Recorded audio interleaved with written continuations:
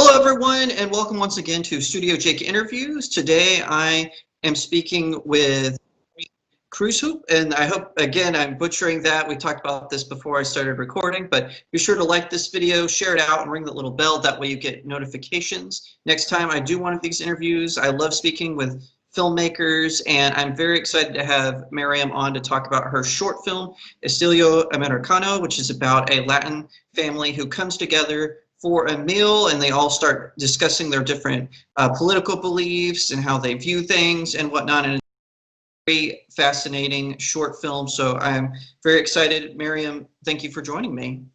Thanks for having me, Jacob. Now, I'm a little curious because you're originally from Europe. That's correct? And Yeah. what made you interested in sort of the Latino Hispanic experience here in the United States? I've lived in America for a very long time, and I'm a visual artist and a filmmaker. And just throughout my career, I've given platforms to multiple voices around the world. So I definitely look for stories that I feel need to be highlighted. In 2014, I did a film called Green Card Warriors, which was a feature film, was a Latino film. I have a lot of Latino friends, you know, many conversations with people, and just like responding to your surroundings, seeing what's going on in this country. And I was like, man, I have to write a story about this, you know, document this moment in time. This is crazy. So. And what inspired this film in particular? Like I said, it's a short film about a gathering of family who they all start kind of bickering about their different political beliefs and whatnot. And one thing I found really striking is sort of the diversity of opinion you have characters have, and I really found that fascinating because you always. In a lot of films, you see only one side gets highlighted or this side gets highlighted. So I really appreciated sort of everyone had a voice. And so what sort of inspired this dinner situation with this family? Well, it's based on, again, like what was going on in this country, multiple conversations with people. I used to hang out with a friend, Leticia. She, you know, we discussed a lot about like what happened with her family. One of my really best friends, we've been very close. He's Mexican American. He turned out to be a Trump supporter. So we had these really awkward conversations. Then there were like a lot of people where, you know, you heard that families were actually falling apart, you know, because they didn't see eye to eye anymore. So I was like, why aren't people coming together? And it seemed like, you know, within the community, within the Latino community, which I respect because, you know, when you're from Puerto Rico or you're from Mexico, those are two different experiences, right? But you're all being, you know, seen as, you know, Latinos. And I was like, I really want to show the different experiences and identities of what it's like to be Latino. So I incorporated that into the story. So all the ingredients, and I was looking for a framework. And I was like, how can I get this together in a short film? Because we're not going to have time and money to do a feature film, and we want to get this done. So I was like, a Thanksgiving gathering, which is really American, get a family together and talk about how they all experience being Latino, you know, being Latino, how different that for them is. And then also what their political opinion is. So, and then of course, you know, things happen, things are revealed, there's a big twist at the end. And yeah, you know, you want to keep it in a short narrative, and, you know, you have all these ingredients, and you're trying to put them together and, you know, create this fictional family, but there's a lot of, you know, ingredients that really ring true and that come from real events and real emotions, you know. So it wasn't difficult to do a lot of research for this.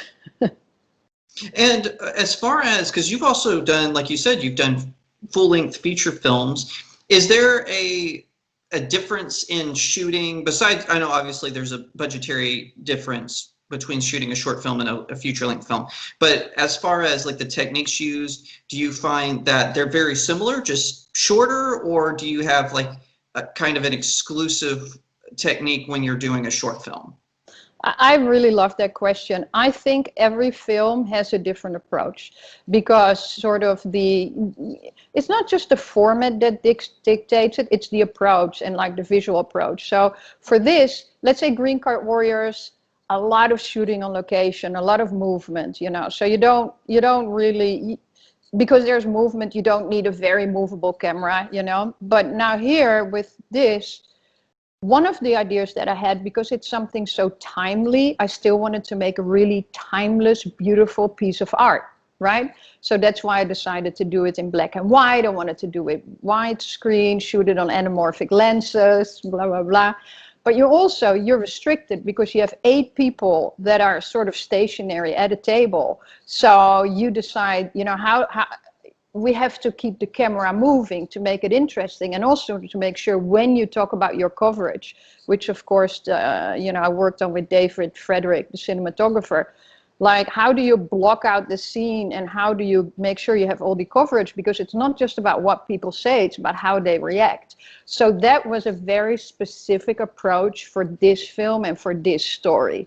I think my signature as a filmmaker is a lot in the topics that I tackle and really pushing people to give powerful performances and be very collaborative in that process, because with the actors as well, you know, when they read the script, they're like, oh, that's my family. Oh, I just had a situation. So they wanted to put a lot of themselves into the characters because it was an opportunity to express themselves, or at least this story, which is really about and for them, you know. Right, that makes a lot of sense. And you know, for your own filmmaking techniques, I'm curious, because one of the things I really admired about it is, like you said, it's shot in black and white. I was actually going to ask you about that, but so I'm glad you talked about that. But one of the things I really liked about the short film was how at certain angles you could see the reaction to another. So a person might be talking to the person across from them, but you got to see the reaction of the person next to them to what they were saying, and I really thought that was really cool. And the actors you used were very expressive, and you know, I'm married to a Mexican woman, so I know all about, you know, that culture is very expressive in their language and how they speak and whatnot. But I really appreciated seeing that sort of dual shot, because in a lot of short films, you know, because of limitations, you can only get like one person per scene unless it's a wide shot. So I'm curious how you you know, working with those actors who are just acting through their expressions, was that something they did on their own, or was that something you sort of guided them in as the director? So again, I love talking about the more technical aspect. This is really great because as a filmmaker, this is really what, you know, you're trying to create something special and you work with a great team, and you know, it doesn't just come together, right? This is a lot of hard work. This is working with Ellen Utrecht, who produced this, you know, and putting really the best team together for me to work with, you know, introducing me to David, bringing a great editor, and involving them in the process to say, this is my vision, this is how I want to get the result, how do we do that? So on the technical side, so let's say behind the camera, very much, I mean, we made diagrams of every shot, because exactly what you said, you know, to make, and we shot it on 2 cameras, by the way. So Sony, they were absolutely amazing, and they gave us 2 of their newest cameras. But, you know, we were able to shoot it on 2 cameras to keep all the reactions to, you know, when the actors are in the moment, that we were able to catch everything and not like, yeah, that was great, let's do that again, let's keep that moment. Now, these actors are amazing, but, you know, a lot of things happen just in the moment, you know, and you want to be able to grab that. So, so that was great, an amazing team with like all the best ingredients. I mean, we shot it over 3 days, just to give you an idea. This wasn't shot in someone's room, like in an afternoon.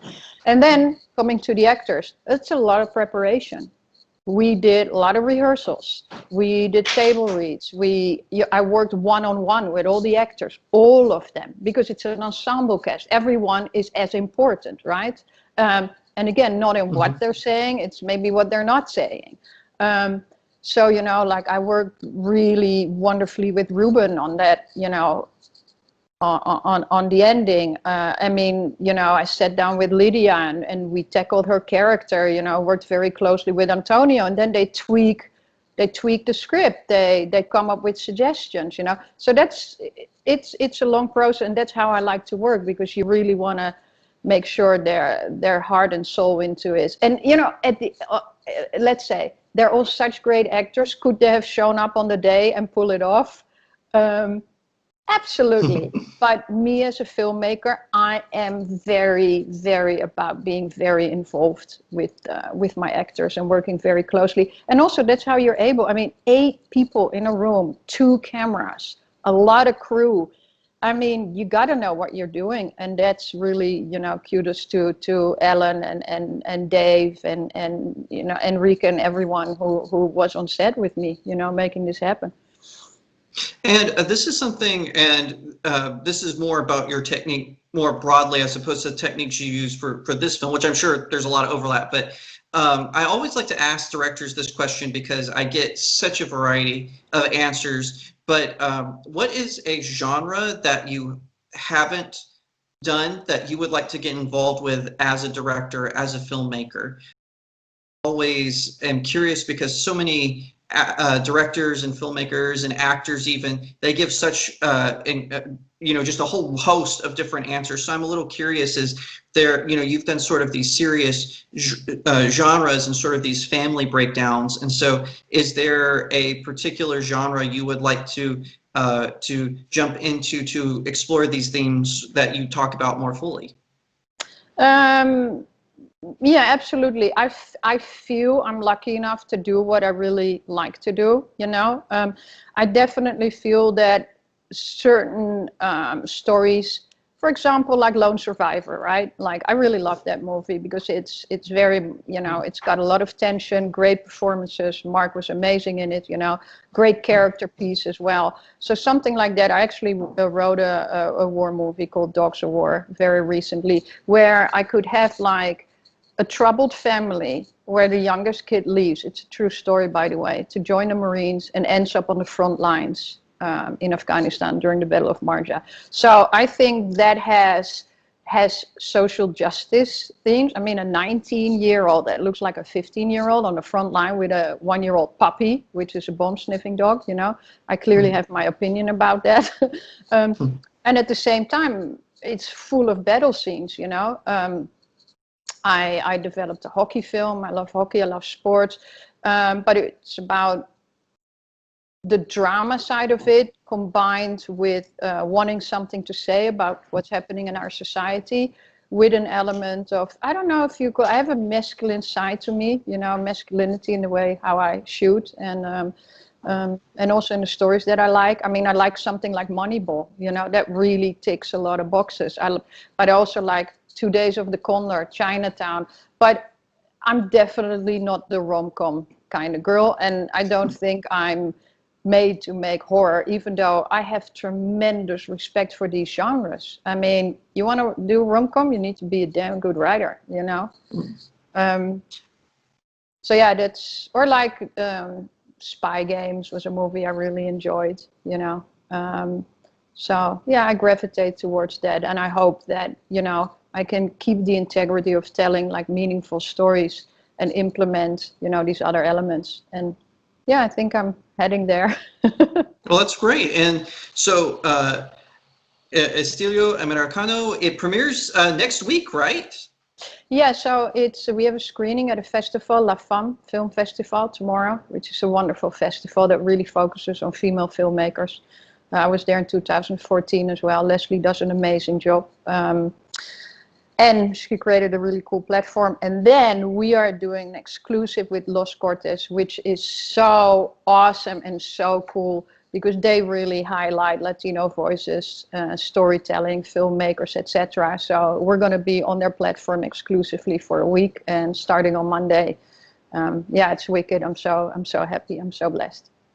Well, that's fantastic. And everyone, that's about all the time we have today. So just a reminder, be sure to like this video, share it out, leave a comment, and let us know what you think. If you see the film, let me know in the comments so I can tell Miriam what what everyone is saying about it. Also follow me on Twitter, Instagram, and Parler. It's all at Real Jacob Airy. My Facebook is Author Jacob Airy, and of course check out my website StudioJakeMedia.com.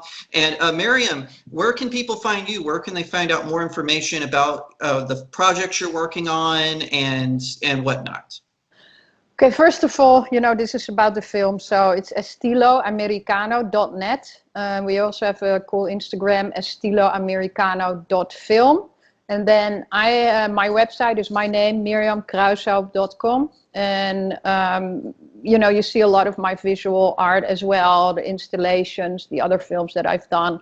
And my Instagram, and you have to forgive me, I'm not the greatest at that. It's M and then my last name, Kruishoop. All right. And Miriam, thank you so much for coming on and talking to me. I really appreciate it. It was really fun, man. Thank you so much. Great questions. Oh, thank you. And everyone else, I'll see you next time right here on Studio Jake. Halloween is coming up, and I'm going to be talking about one of my favorite films, A Nightmare Before Christmas. So we'll definitely hope you will subscribe so that way you can check that out.